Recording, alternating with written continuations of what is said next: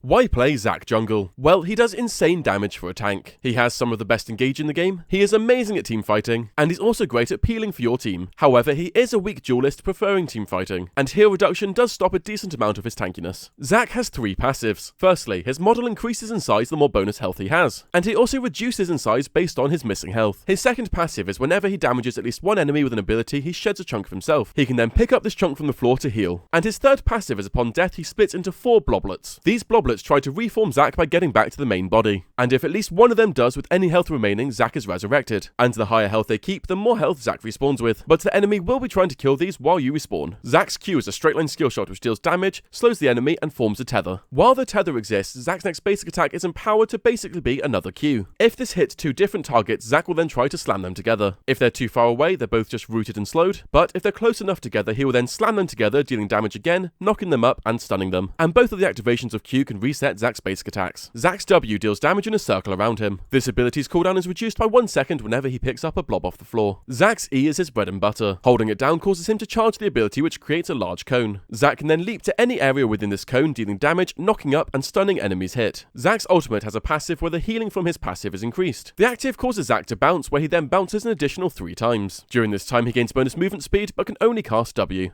Each bounce deals damage to enemies hit, knocks them back, and slows them. Enemies hit by multiple bounces take half the damage and are not applied the knockback multiple times. For combos, engage with your E into W before landing a Q. Use your empowered attack to slam 2 targets together before following up with an auto attack into your ultimate. Of course, spamming out Ws while an ultimate. For matchups, Zac is great into assassin junglers who can lock down and outvalue in teamfights, and he can struggle into engage heavy champions or champions who can deny his engage. For runes, take this, it helps your engage. For build orders, start Green Monster and Pot into Sunfire and Tier 2 boots. After this, a Radiant Virtue and Thorn Mail are great pickups before finishing a build with any of these as needed. For skill orders, start W then Q then E before maxing E then W then Q, taking ult whenever you can. For summoner spells, take Flash and Smite. Starting the game, you have a few different options. The safest option is always to do a full jungle clear to make sure you're as strong as you can be if you do need to fight for Scuttle Crab. Also, maximizing the golden experience on Zac is a great idea, as the more ranks you have in E, the better your ganks become, as each rank in E increases the range you can leap to. After this, you can either back or look for a gank. When ganking, always consider the 3 main points of what CC does your team bring,